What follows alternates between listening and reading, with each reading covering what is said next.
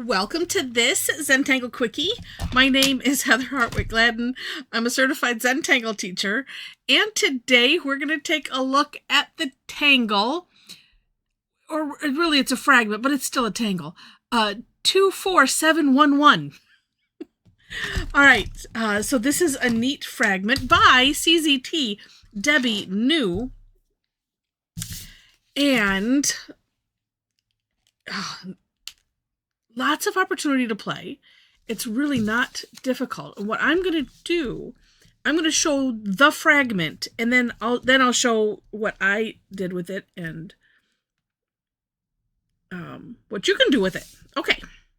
So, all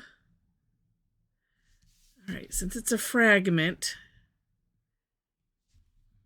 we're going to put it, we're going to put it in a box. Let me move things. Yes, I thought I had things moved. I didn't. Okay, now, we're going to draw a diagonal line first. So from corner to corner. And then, you know what, and I think, I'm going to make this longer than I have been. I'll tell you why in a bit. So we're going to aura, essentially, this line, but keeping it away from the sides. So it's kind of center-ish. And here's why I did this, because it seems like, well, let me show you the step. So from each of these ends, we're going to do another line going to the corner. What I was noticing, well, see, like this one, and it's probably just my pen, because, where it doesn't look like here, oh, look, it turns. Oh, here, yeah, it doesn't, not so much. And I was thinking, well, maybe it has to do with, like if I stop it here, I mean, then the taper is going to be, it's going to be different. So 6 of one, half a dozen of the other. It's a lot me, a lot my pen. Okay, now from here, we're going to do, we're essentially going to do a seed shape underneath this. And you know what? Okay, I haven't done it this way, probably mostly because I was just reading. That might work better. Of course, I read after playing with it, and that's where I said, oh, it's a seed shape, because I was thinking, oh, we did it a little differently. But let's try it this way. And using the hollabout technique. So from this corner, like that, I'm going to turn my tile so that way I have that nice natural curve of my hand. Now, this is a little more difficult because I'm doing it on a bijou tile. I'm doing this really large. If you get to doing it, in a grid, it's going to be a bit smaller, which makes this kind of thing a little easier. And honestly, it did work for the most part for me to do here, and then flip and do it the other way. Normally in hollabout, I like to have it be a continuous thought. And I do seem to like the results of that versus, no, you know what? You try and, and decide which works best for you. But like I said, usually I like to do it that way. Okay. Next, we're going to, from this point, we're going to come out, we're going to essentially aura this section here. And depending on how much room you have, just landing it right there. And I'm thinking, yeah, even here, I have room for 2. I know on Debbie's step out, she did, it looked like 3. But I'm also going to say that it's up to you. It doesn't matter. All right, and we'll do both sides. And I think she worded it like this is bracing the seed, which I think is neat. Oh, and it just gave me another, oh, I could still do it on the other one. It gave me another shading idea all of a sudden. Okay. And then too, do take a look at the For More Inspiration link, because she has done this aura-ing part a couple different ways. I think there was one where she didn't do it at all. it's just one of those completely up to you things. Okay, and then this is essentially it, except for then you get to decorate it. And what I'm going to do this one a little bit different, because I want to aura this inside. Oh. And then I'm going to do what I have done on my version of the step out. It's something similar to what Debbie has done in hers. Because I didn't put that in this. I mean, I did it in the step out, but I didn't say, oh, here's how you do this. And I started off doing it. I'm like, yeah, that's not really going to work. And then I came up with something else. And here's the something else I came up with. So in the center of each section of this, I mean, that kind of looks neat as it is. You can just do two little curve lines like that in the middle. And then same thing here. It's kind of like that turnover-y thing that's what I call it when you do a leaf shape. Like that. And then, well, up to you. I mean, you don't have to fill it in. I'm going to fill these in. You could do something else with them if you wanted to, like use, well, since I can fill it in anyway. Oh, well, that didn't. I needed to turn it. You could do lines like that or something.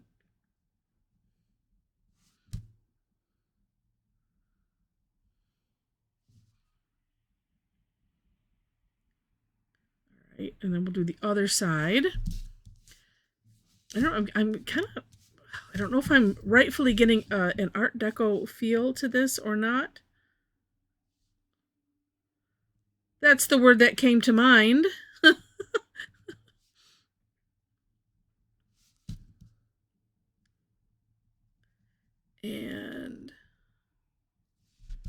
And then we'll do a little bit of shading, and I'll show you then what I did putting this in a grid format.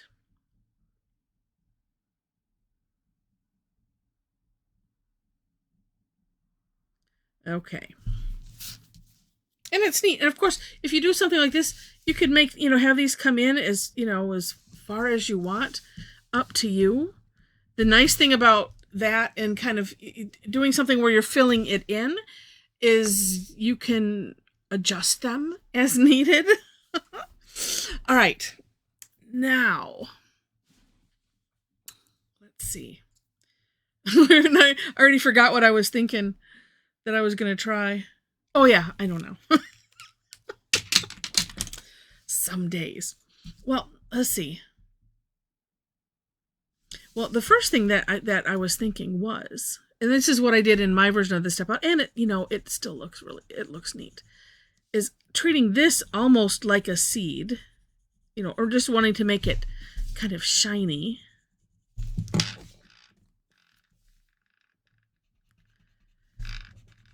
Put some graphite in the tip areas. And then bringing it out, I want to bring it out kind of jaggedly.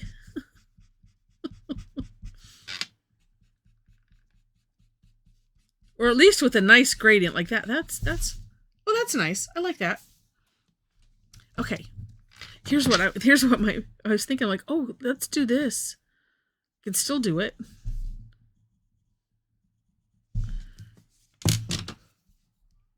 Oh, which way do I want to go? Oh, let's do it to both sides. Yes, wait. Okay. I don't know. You could take it to one side or the other. So like, for instance, I could just bring the graphite down here and it makes that nice little edge there.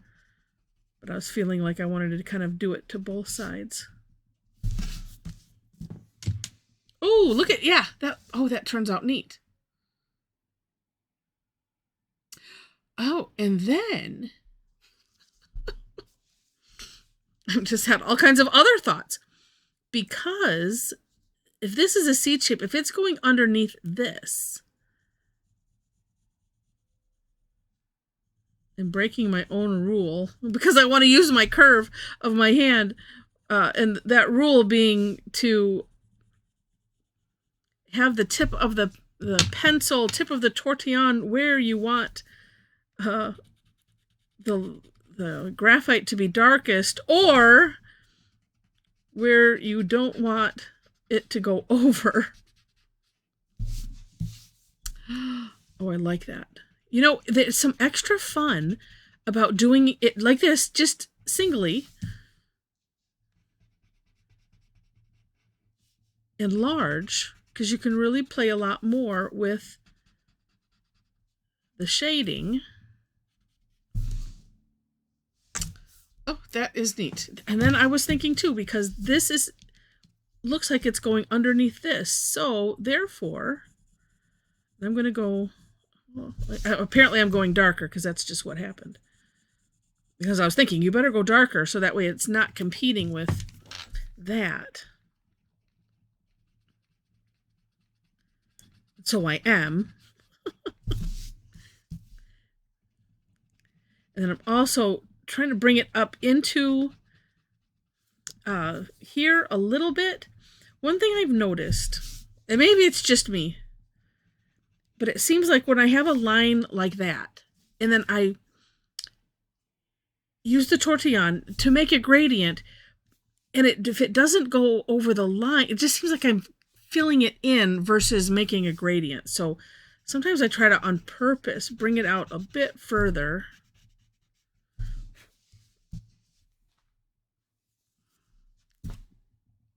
Oh, that's interesting.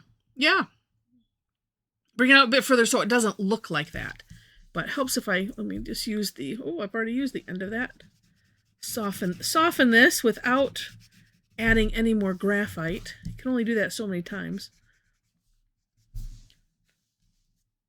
There, that's better. Okay. So there we have it. And of course, all kinds of places to play. And as I mentioned, like this part, Debbie has, there was one where I think seems like she auraed the seed shape and, other things. So take a look so you can get some inspiration, get some other great ideas.